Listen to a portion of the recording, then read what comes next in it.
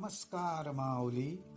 चला ज्ञानेश्वरीच्या सहवासात ज्ञानेश्वरी अध्याय 6 मधील 372 ते 376 ओव्यांच्या सहवासात जाऊया. ज्ञानोबाराय आपल्याला 6व्या अध्यायात अखंड योगाभ्यासाच्या योग मार्गाच्याच सहवासात ठेवतायत. हा योगाभ्यास करण्यासाठी मन आणि बुद्धीची आपल्याला जोड लागते, सहाय्य लागतं.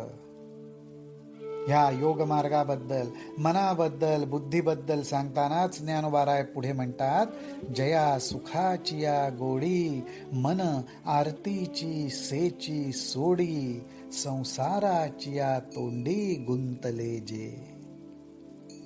ज्या मनाचा मूळ स्वभाव संसाराच्या ठिकाणी जो विषयानंद मिळतो, त्या विषयानंदामध्ये जे सतत गुंतलेलं असतं, त्या विषयानंदाचीच जे सतत इच्छा करत असतं, असं जे मन, त्या मनाला योगाभ्यासामुळे आत्मसुखाची गोडी लागते.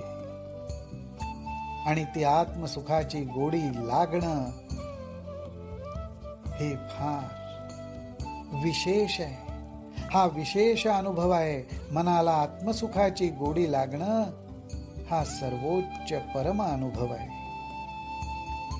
या अनुभवाचं वर्णन करताना ज्ञानोबाराय म्हणतात, जे योगाची बरव, जे योगाची बरव. हा अनुभव म्हणजे योगाचं सर्वस्व आहे.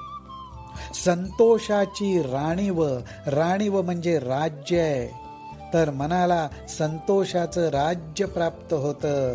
ज्ञानाची जाणीव, मनाच्या ठिकाणी एकच जाणीव राहते, ती म्हणजे ज्ञानाची, आत्मज्ञानाची जया लागी. जे योगाची बरव, संतोषाची राणीव, ज्ञानाची जाणीव जया लागी, अशी मनाची अवस्था होऊन जाते. आणि अशी अवस्था झाल्यामुळे ते अभ्यासिले नियोगे, सावयव देखावे लागे, देखिले तरी अंगे होई जे लगा.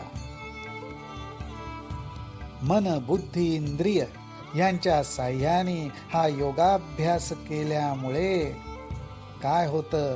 सावयव देखावे लागे. या सर्वांना प्रत्यक्ष तो आत्मानुभव यायला लागतो.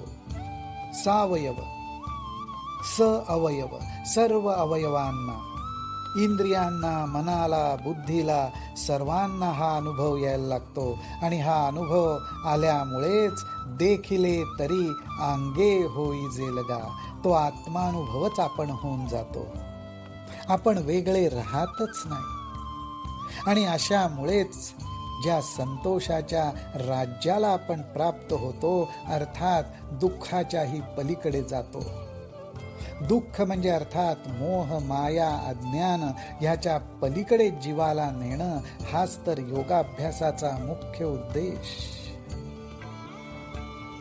हाच तर मुख्य उद्देश. आणि हा कसा साध्य होतो? ती महत्वाची खूण ज्ञानोबाराय सांगतात. ते म्हणतात, परी तोची योगू बापा, ऐके परी आहे सोपा, जरी पुत्र शोकू संकल्पा, दाखवी जे. ज्ञानोबाराय 6व्या अध्यायातल्या 375 ओवीमध्ये आपल्याला म्हणतात, संकल्पाला पुत्र शोक दाखवता आला पाहिजे. पुत्र शोकाची जाणीव कोणाला करून देता आली पाहिजे? तर संकल्पाला. हा संकल्प काय आहे? तर जेव्हा बुद्धीला एखाद्या वस्तूविषयी ज्ञान होतं, म्हणजेच काय, तर ती वस्तू आनंद देणारी आहे, सुख देणारी आहे, असं जे ज्ञान होतं, मग ती वस्तू असेल, विषय असेल, ते ज्ञान आपल्याला होणं, त्याला संकल्प म्हणतात. आणि हे ज्ञान झाल्यानंतर ते विषय सुख मला मिळावं, ही जी इच्छा आहे, तो ह्या संकल्पाचा पुत्र.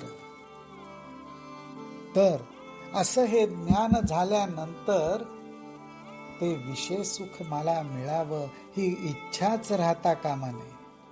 संकल्पाला पुत्र प्राप्तीच होता कामा नये, म्हणजेच इच्छारूपी पुत्र प्राप्तीच होता कामा नये.